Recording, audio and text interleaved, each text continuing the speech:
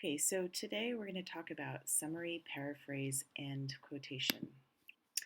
So these are three different things that you might do when you are dealing with a source, whether it's a primary text or a secondary text. You will find yourself needing to summarize it, paraphrase it, and quote it. So we're going to talk about when and how to use each of these. So you'll want to use summary when you are broadly referring to the text. So if you want to just kind of give us a sense of what the essay or the film or the TV show or anything you're referring to is about, then you will summarize. So an example of this, and this is kind of a specific example, but still works. Brent Staples mentions several examples of how he alters his dress and his behavior when he walks down the street. Now, notice I don't specifically talk about how he mentions this. So I don't give the particulars of what he tells us. It's broad enough where I don't have to give a citation. And that is really what distinguishes summary from paraphrase and quotation, is that you're working in broad enough strokes where you do not have to give a citation. Now, paraphrase, on the other hand, is when you want to represent a specific point or argument in your own words, but it is very much a specific part of that text that you're dealing with. And so you need to, unlike summary, you need to give an in-text citation if you're using MLA or APA. So here's an example. Brent Staples explains that in order to put his, quote, victims at ease, and actually I did quote there, pretend I didn't, pretend that this is all just in your own words. Brent Staples explains that in order to put his victims at ease, he whistles Beethoven and Vivaldi, dresses in a more businesslike way, and takes great care to give people plenty of space. All right, so these are not his exact words, with the exception of victims, which is something that he does kind of use in a tongue-in-cheek way. And but it does refer to a very specific part of the text that we can locate, and it calls attention to particulars of that. So when do you use quotation?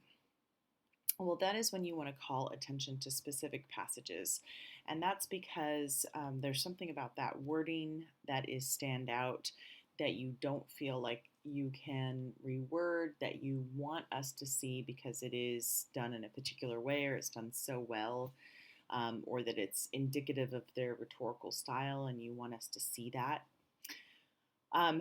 And you can quote using two basic methods. The first is really just that simple setup using an introductory verb like states, questions, says, asks, explains, argues, or any other similar verb. So, for example, Brent Staples explains, comma, quote, I move about with care, particularly late in the evening. Notice, as in your exercise that you guys did already, you have the parenthetical citation with the period on the outside of the citation. Notice, too, the various kinds of spacing that we see throughout. There is not a space between the S and the comma, but there is a space between the comma and the quote. There is not a space between the quote and the first letter of the quote. There's not a space between the last letter and the last quote. There is a space between the quote mark and the parenthetical citation, but no spaces within the parenthetical citation and no space before the period. I know that seems really fiddly, but having consistency with spacing and doing it correctly actually has a bigger impact than you think on your reader who expects to see certain things. And when they don't see it, they just assume that you're being sloppy or careless. All right, moving on to my next type of quotation use. You can use a hybrid of summary or paraphrase and quotation. I happen to like this approach best of all.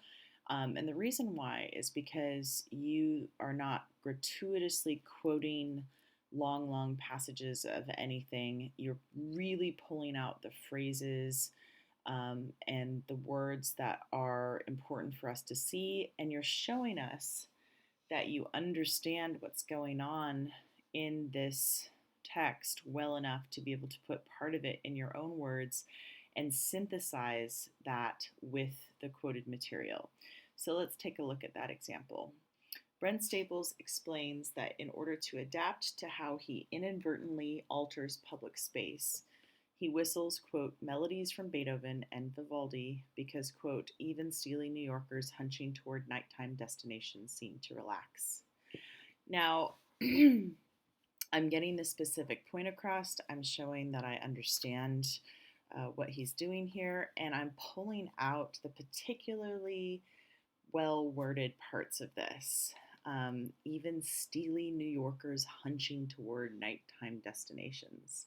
I could paraphrase that, but I want to show my reader his style, his rhetoric, how he's addressing us. And so we get that good mix of paraphrase and quotation here. And of course, as with the above, we have the in-text parenthetical citation. Notice with both of these, because I use Brent Staples' name in the sentence where I quote him, and this was true for the paraphrase example as well, because I use his name within that sentence, I do not need to put it in the parenthetical citation. And I'm using a page number here that is simply page 3 of the electronic document that I downloaded. Really, technically, electronic documents don't have pagination, so there technically wouldn't be an in-text citation needed here. But I did it just to kind of give you a sense of what that would look like if we had a text with pagination.